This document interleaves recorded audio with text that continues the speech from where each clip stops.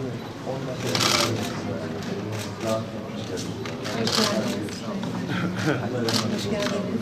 Sayın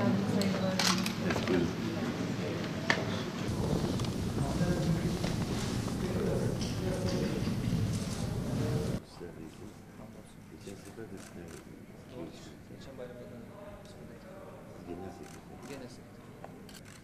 Bugünkü bayram programımızda Hüdapar'ın değerli Genel Sekreteri Şehzade Demir Bey ve heyetiyle beraber AK Parti Genel Merkezimizde bugün ağırlama fırsatı bulduk. Kendilerine hoş geldin diyorum. Teşekkür ederim. Hoş geldiniz, sefalar getirdiniz. Bu tabii mübarek Ramazan ayının bitiminde bayramlar her zamanki olduğu gibi birlik ve beraberliğin ülkemiz açısından, geleceğimiz açısından, memleketimizin bundan sonraki sürecindeki oynayacağı rol açısından da bayramlar her zamanki olduğu gibi bütünleştirici, kaynaştırıcı, memleketimizi bundan sonraki ihtiyacı olan yakınlaşmayı da bu vesileyle sağlamış oluyoruz. Ben değerli heyete de teşekkür ediyorum ziyaretleri için. İnşallah 24 Haziran'daki bu hem Cumhurbaşkanlığı seçimi hem de milletvekili seçimi ülkemiz için hayırlara vesile olur. İnşallah her zamanki gibi 2002'den başlayan bu mücadele sürecinde 16 yılda 12 seçimde başarılı olan genel başkanımız, liderimiz, Cumhurbaşkanımız inşallah bunda da en iyi şekilde iyi sonuçlarına çıkacağına ben yürekten inanıyorum.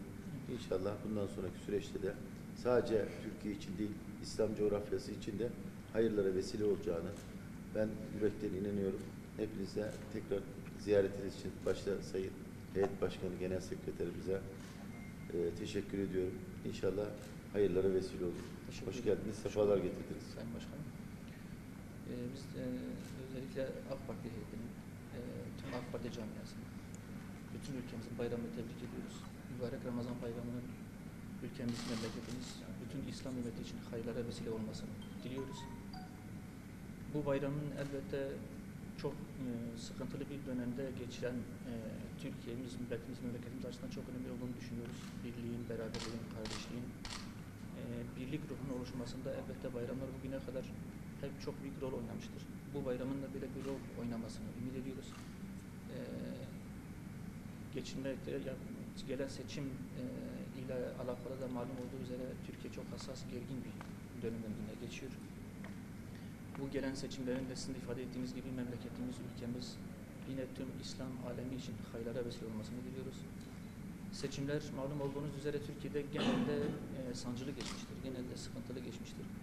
Biz doğuda yaşadığımız, daha çok doğuda seçim çalışması yaptığımız için oraların sıkıntılarını daha çok biliyoruz. Genelde böyle geçmiş ülkemizde.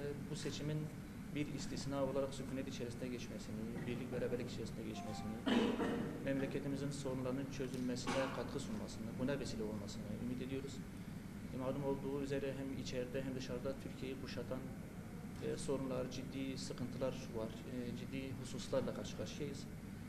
Bu seçimin bütün bu sıkıntıların aşılmasında bize ciddi katkı sunmasını, birliğin, beraberliğin oluşmasını sağlamasını diliyoruz. Seçimler elbette partiler arası rekabetlere vesile olur. Seçim sahaları siyasi partilerin rekabet sahalarıdır. Rekabet bütün medeniyetini tamamlamış ülkeler için çok büyük bir nimet, bir hazinedir. Farklılıkların oluşması, fikir zenginliklerinin oluşması, alternatiflerin oluşması çok büyük bir güzelliktir. Gerginliklerin oluşmaması, sükunet içerisinde geçmesi bizim için en önemli hususlardan bir tanesidir. Seçimde kazanan, kaybedenden çok ülke birliğini halel getirmeyecek bir sürecin yaşanmasını temenni ediyoruz. Malum olduğunuz üzere Urfa Suruç'ta bir menfur olay yaşandı. Bunun son olmasını, bir daha yaşanmamasını ümit ediyoruz. Bir daha yaşanmaması için de bütün siyasi partilerimizin, yetkililerinin, liderlerimizin sükunete çağrı, birliği, beraberliği oluşturacak bir lisan, bir üslup, birleştirici bir üslup kullanmalarını temenni ediyoruz. Öyle olursa inşallah hep beraber kazanacağız, ülkemiz kazanacak. Bu hususlar çok önemli hususlardır. Biz bunlara önem veriyoruz. Aynı şekilde Türkiye'nin karşılaştığı önemli sorunlardan bir tanesi de malum olduğunuz üzere Suriye meselesidir. Yakın bir tarihte Sayın Dışişleri Bakanımızın, Sayın Çavuşoğlu'nun Suriye meselesiyle alakalı bir iki beyanatı oldu. Suriye'de istikrarın sağlanması, sükunetin sağlanması noktasında Amerika Birleşik Devletleri ile bir uzlaşmanın, bir fikir birliğinin oluştuğundan söz etti. Biz burada sizin vesilenizle bir daha ifade etmek isteriz ki Amerika Birleşik Devletleri hiçbir zaman sükunetin, istikrarın adresi olmamıştır. Amerika aslında istikrarsızlığın adresi olmuştur. Yakın bir tarihte ülkemizin başına gelen felaketleri, darbe sürecini, Suriye meselesini hepsini biliyoruz. Bunların içerisinde Amerika'nın direkt rolünü hepimiz biliyoruz, hepimizce malumdur. FETÖ şebekesinin başının halen Amerika'da olması bunun en önemli delillerinden bir tanesidir. Bu açıdan Türkiye'nin hiçbir zaman Amerika Birleşik Devletleri ile bir istikrar sürecine girmemesi gerektiğini, Amerika'nın her zaman aslında sükunetin adresinin olmadığını, aslında istikrarsızlığın, savaşın, kargaşanın adresi olduğunu biliyoruz. Bunu bir kez daha altına çizmek istiyoruz. Razı olsun. Hoş geldiniz.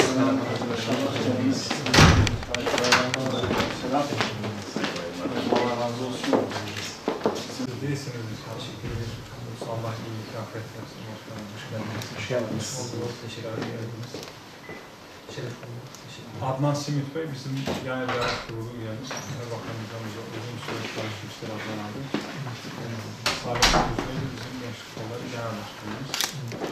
Biz sizinle tanışıyoruz ama arkadaşlarla da tanışmış olmak adına benim adımda Ateş Arda Partili Genel Başkan Yardımcısı. Hoş geldiniz. Teşekkür ederim. Şehzade Sedatlar Genel Sekreteri, tanımayan arkadaşlar için. Evet. Mehmet Taş Bey bizim Yeni Mahalle İlçe Başkanımız. Osman Bey, Etimeş İlçe Başkanımız. Şeref bulduk. Teşekkür ederiz kabul ettiğiniz için. Sayın Başkanımızın da bayram tebrikleri var. Biz de Ramazan bayramı zorlu geçen bir Ramazan ayı sonrasında aslında biraz yoğun seçim gündemiyle beraber yoğun geçen bir Ramazan ayı sonrasında gelen bir mübarek bayramımızı tebrik ediyoruz. Size, camiamıza, tüm memleketimize, milletimize, tüm İslam alemine hayırlara vesile olmasını temin ediyoruz. Bu bayramın adından da anlaşılacağı üzere ülkemize barış, selamet, huzur, kardeşlik, birlik getirmesini, buna vesile olmasını temin ediyoruz. Malum bayramların böyle bir özelliği var. Ümit ediyoruz ki bize de böyle bir kapı açacak, böyle bir barış, birlik getirecek ki bugün buna çok şiddetle ihtiyacımız var. Malum bir seçim dönemindeyiz. Türkiye açısından, bölgemiz açısından çok önemli gördüğümüz bir seçim sürecindeyiz, arefesindeyiz. Bu açıdan bizim barışa, birliğe, beraberliğe, huzura gerçekten şiddet ihtiyacımız var. Malum geçen Urfa'da bir menfur olay gerçekleşti. Gerçekten bizim milletimiz bu tür şeyleri hak etmek olması gereken şeylerdir. Bizim memleketimizin, milletimizin, insanlığımızın gerçekten birliğe, kardeşliğe, huzura, dayanışmaya ihtiyacı var. Seçimlerimizin bize bunu getirmesini ümit ediyoruz. Malum olduğunuz üzere Türkiye'nin öteden beri biriken, çözümsüz kalan, her geçen gün biraz daha derinleşen, müzminleşen sorunlarımız, ciddi sıkıntılarımız var. Bunların aşılması noktasında bu seçimin vesile olmasını bekliyoruz. Böyle olması gerekiyor. Her seçim yeni bir hayat, yeni bir kan, yeni bir barış, yeni bir birliktelik getirmesi lazım. Öyle ümit ediyoruz. Bu açıdan o tür olayların bir daha yaşanmamasını temenni ediyoruz. İnşallah son olacak. Bunun için hem parti yetkililerimizin hem parti liderlerimizin, halk arasında, toplum içerisinde öncülük yapan insanımızın, hasreten iktidarda olan yetkililerimizin birlikteliği, huzuru, beraberliği esas alacak, sükuneti sağlayacak beyan ve açıklamalarda bulunmaları gerekiyor. Bu noktada sorumluluklarını hakkı yerine getirmeleri ve bu tür meselelerin önüne geçmeleri gerekir. Bizim beklentimiz bu. İnşallah bundan sonra bunlar yaşanmayacak. Türkiye'nin gerçekten geçtiği süreç çok önemlidir. Her seçimin bu sıkıntıları aşması gerekir. Bu sıkıntıları çözmesini biz beklerken maalesef bugüne kadar genelde seçimler bize farklı yükler getiriyor. Yükü biraz daha ağırlaştırıyor. Sorunlarımızı biraz daha fazla içinden çıkılmaz hale getiriyor. Böyle bir gelenek oldu. Bu bir kısır döngüdür bize göre. Bu kısır döngüyü kırmamız lazım. İnşallah bu seçim buna hayırlı bir vesile olur diyelim. Tekrar teşekkür ederim. Eyvallah. Allah en hayırlı bayramları inşallah bizlere nasip eder. Mübarek Ramazan ayını beraber idrak ettik. İnşallah kıymetini bilenlerden olmuş oluruz. Tabii insanlar içerisinde bulunduğu şartları, durumları bazen tam okuyamayabiliyor ama Ramazan bir insan ömrünün en kıymetli zaman dilimlerinden bir tanesi. Yani ortalama bir insanın 60-65-70 yıl, yani Türkiye'den biraz ortalama bir seviyede yaşadığını düşünürsek zaten ilk 12-13 yılını çok hatırlamaz. Geri kalan zaman diliminde önünde aslında 40-50 tane göreceği Ramazan var. Günün içerisinde 1000 aydan daha hayırlı Kadir Gecesi var. Ve her türlü rahmet, mağfiret ayı, Kur'an'ın imzalı olduğu ay. İtibarıyla inşallah idrak etmiş oluruz. Yani seçim atmosferi içerisinde ne kadar idrak etmeye çalıştık onu bilemiyoruz ama bayrama ulaştık. Ülkemizin, coğrafyamızın, İslam dünyasının bir ortada. Onlar bize bir ağız tadıyla bayram yaptırmıyor. Ne Filistin davamız konusunda bir gelişme veya memnun edici bir durum ortada, bir vaka var. Ne Orta Doğu'daki diğer bizim İslam coğrafyasının ülkeler, Irak'ın durumu, Afganistan'ın durumu, Suriye'nin içerisinde yaşadığı şartlar, Mısır'da yaşayanlar, mazlum coğrafyaların her tarafında nereye gidersek içerisinde bulunduğumuz şartlar ortada. Bu seçimler inşallah bu hem ülkemiz açısından hem İslam coğrafyasında yaşanan hadiselerin bir an evvel düzeltilmesine vesile olacak bir sonuçla sonuçlanır. Duası temennisindeyiz. Çünkü bizler biliyoruz ki İslam coğrafyasındaki dağınıklığı derleyip toparlayacak olan ülkede geçmiş müktesebatı açısından ülkemiz ve Türkiye'deki yaşayan Müslümanlar bu müktesebatı ve birikimiyle ancak Türkiye'nin önce içeride bir birliği, huzuru yakalaması, sonra kendi içindeki problemlerini çözerek kalkınması, büyümesi ve neticede de aşama aşama etrafındaki bütün ülkeleri bir araya toplaması gerekir. Bu seçim yarışıdır. Partiden kazanabilirler, kaybedebilirler. Meclise girerler, meclis dışında kalırlar, hükümete gelirler, hükümetten düşerler. Esas olan ülkenin birliğini, beraberliğini muhafaza etmektir. Ülkenin büyümesini, kalkınmasını temin etmektir.